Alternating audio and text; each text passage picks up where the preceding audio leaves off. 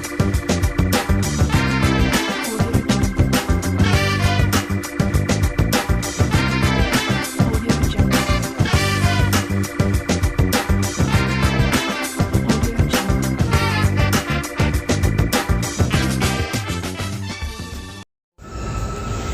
selamat siang semuanya. Hari ini kami berkesempatan untuk mewawancarai salah satu Bapak, jabatannya di sini sebagai Saya section head HR, Nah. Human Resource Development.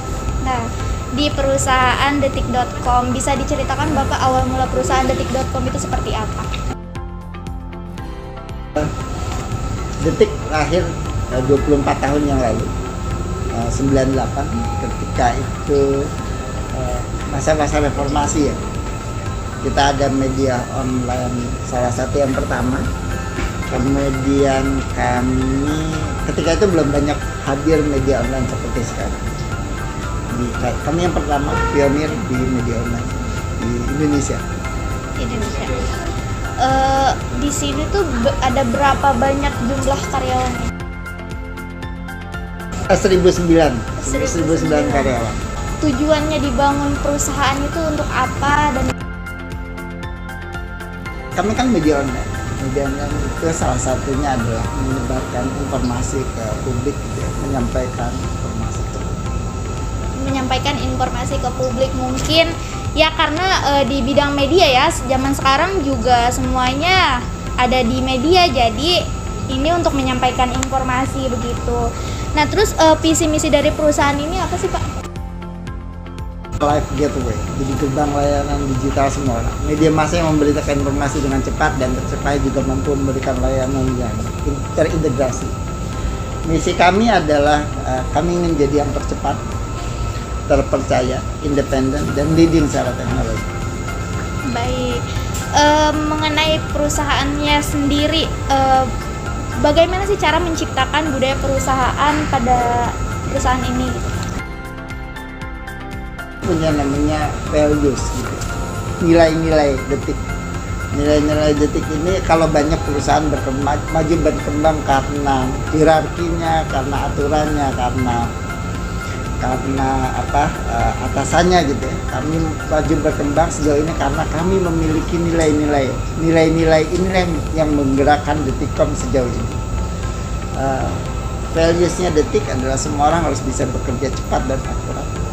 Semua orang harus bisa bekerja kreatif dan inovatif, bisa bekerja bersama tim, bisa bekerja sama, kemudian independen dan punya integritas.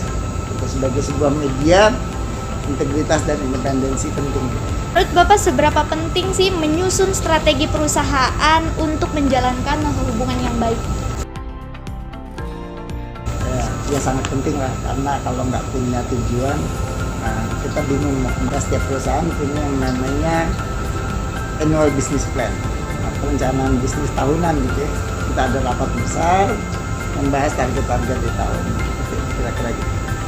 Menurut Bapak, public relation itu dalam perusahaan seberapa pentingnya, Pak? Sangat penting. Jadi sebenarnya semua komponen juga penting. PR itu penting, bagaimana kita membranding perusahaan, kemudian melakukan mitigasi kalau seandainya ada sesuatu gitu, misalnya atau ingin mempublikasikan program atau event atau campaign tertentu, teman-teman PR lah yang melakukan ini. Baik, bagaimana cara perusahaan membuat para calon karyawan itu tertarik untuk bekerja di perusahaan detik.com ini?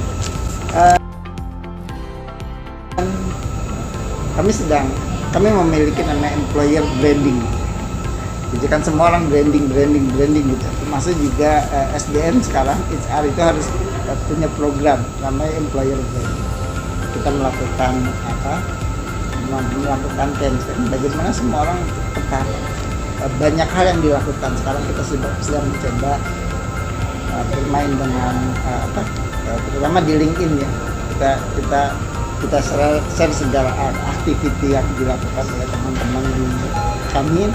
Kemudian kami mengemas juga iklan lowongan yang secara looks itu Terlihat menarik. Ya, menarik. Menurut Bapak seberapa penting proses onboarding pada karyawan baru? Sangat penting. Tadi yang teman-teman lihat itu adalah materinya onboarding. Ini adalah materinya onboarding. Kita menjelaskan banyak hal, mempersiapkan mereka bekerja lah. Mempersiapkan mereka bekerja sehingga pada hari-hari pertama mereka bergabung mereka sudah Merasa nyaman. udah enjoy lah. Iya. Kira-kira. Bagaimana cara Bapak membangun loyalitas antar karyawan dengan karyawan lain mungkin atau dengan Bapaknya tersendiri? Namun kalau melihat di dalam itu di detik ini di lantai ini ya hanya satu ruangan direktur, yang lain itu punya. Kita merasa satu keluarga, equal, tidak ada gap yang terlalu besar, sehingga bahkan sebenarnya kalau kami di sini manggil direktur aja bisa Mas Mbak gitu ya.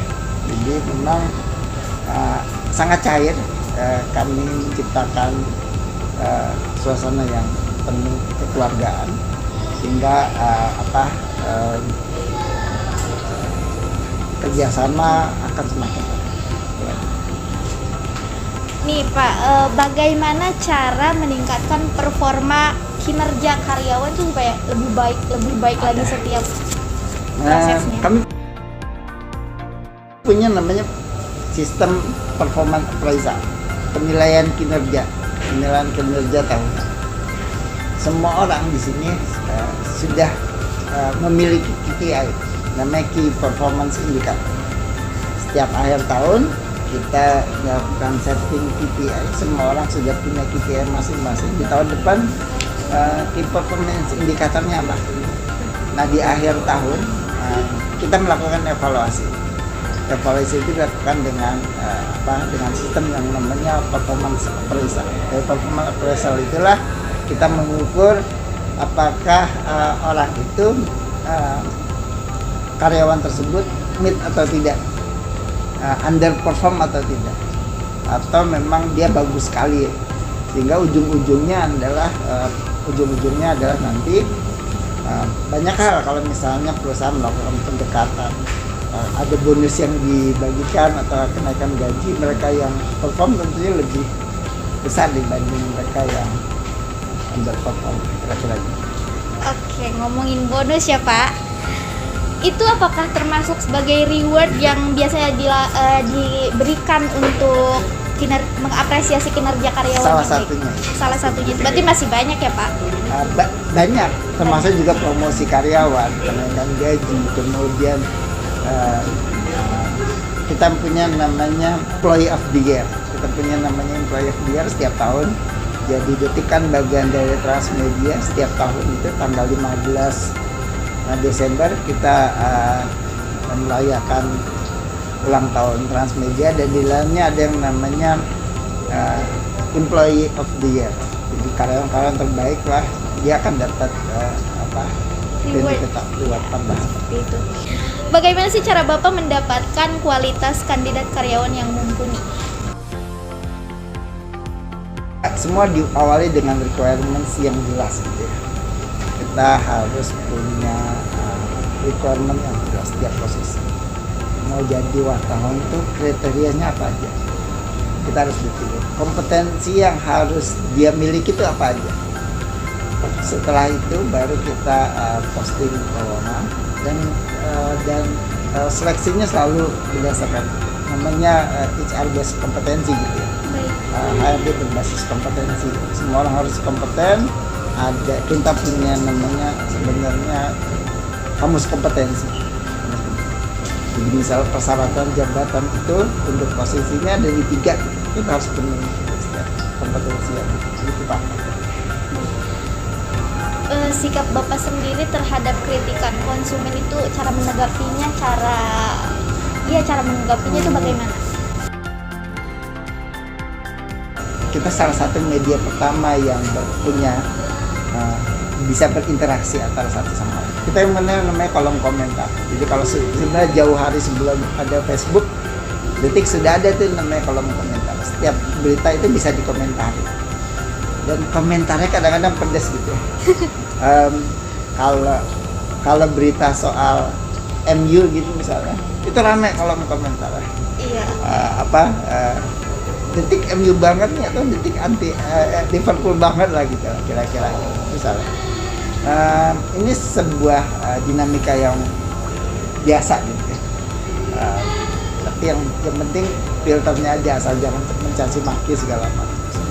Kritikan wajar. Dan tadi kamu menyebut PR gitu ya, public relation. Nah, salah satu kerjanya PR harusnya memitigasi gitu ya, menanggulangi kalau seandainya ada